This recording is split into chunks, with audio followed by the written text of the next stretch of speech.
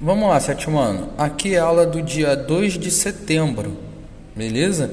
A gente vai estudar sobre a internacionalização da indústria brasileira. Como eu disse antes, né, na outra aula, que iniciou com Juscelino Kubitschek e foi até o final do período militar, né?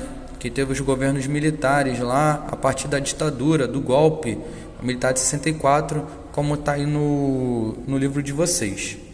Beleza? Quais foram as características? Essa internacionalização, pessoal, ela se caracteriza primeiro por uma dependência de outros países.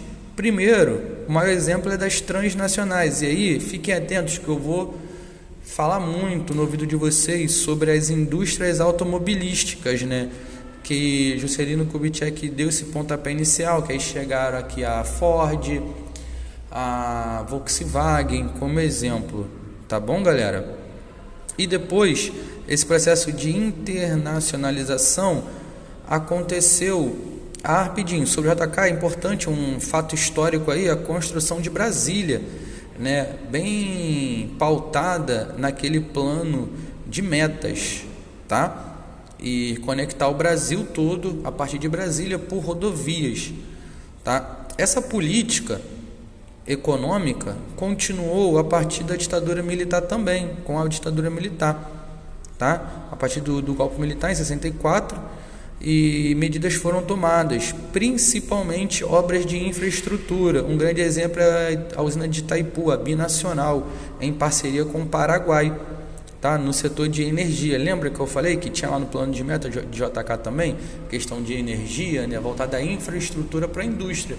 Porque se você quer aumentar o seu parque industrial no seu país, ou no nosso país no caso, você precisa de ter energia, ter infraestruturas básicas para o funcionamento de uma indústria, tá, galera? Então, com isso, no período militar, no governo militar, né, teve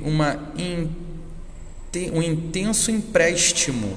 O Brasil pegou muito dinheiro, principalmente por conta do contexto histórico que a gente vivia, que era a Guerra Fria, e o Brasil fechou com os Estados Unidos, tá? E assim, pegando muito empréstimo, aumentou sua dívida externa. Claro que no período de 1967 e 1973 houve o período conhecido como milagre econômico brasileiro, em que o Brasil cresceu bastante, certo? No aspecto econômico, inclusive atingindo a 8ª posição maior, né, de PIB no mundo.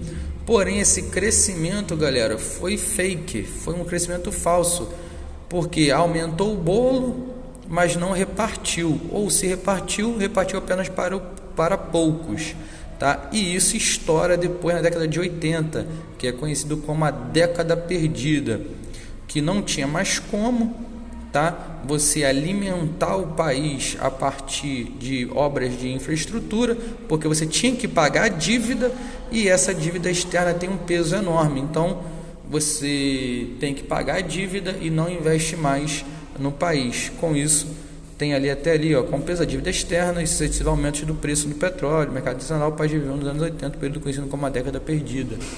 Tá bom, galera? Principalmente voltado por conta do aumento da dívida externa. O Brasil aprofundou-se numa crise, ocorrendo, né, o sucateamento da indústria. O que significa isso? Tá? A indústria não teve um avanço tecnológico e logo ficou estagnada, tá, galera? E a partir da década de 90, só um minutinho, a partir da década de 90 o Brasil entra no seu período de indústria neoliberal, tá? A partir de uma política neoliberal econômica, a partir lá do Fernando Collor, depois passando por Fernando Henrique Cardoso, enfim, e inclusive até mesmo nos governos do PT, tá, galera? As medidas de indústria e políticas foram sempre neoliberais a partir de um contexto de globalização, como o livro de vocês apontam ali, que é qual? É a financiarização, a partir do mercado financeiro, bolsa de valores, tá? Eu não vou entrar muito nesse detalhe com vocês, porque esse assunto é um pouco mais complexo. Mas vamos lá. Professor, quais características então da industrialização brasileira a partir dos anos 90? Principalmente as privatizações de alguns setores estratégicos, como a Vale do Rio Doce. É uma pena, porque hoje a Vale, que é de mineração, lucra muito bilhões, né, e foi vendida por preço bem barato, tá? Outra característica, galera, é a hipertrofia do setor terciário. Já falei com vocês os setores da economia: primário, secundário e terciário. Primário é aquele que está ligado à agricultura, extrativismo, pecuária, tal. Secundária, a indústria. E também você coloca a sua economia no setor de serviços, setor terciário, tá? Prestação de serviços, tá? Isso é um destaque também.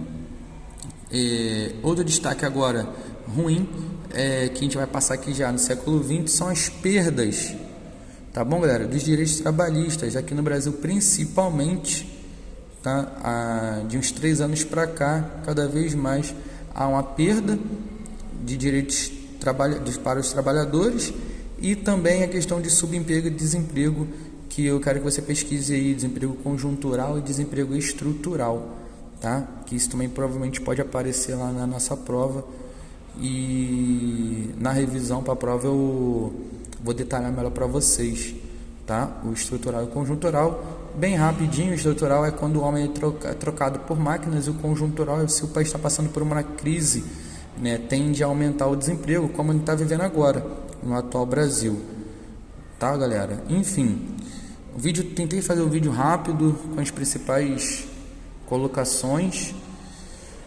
Um abraço e até a próxima.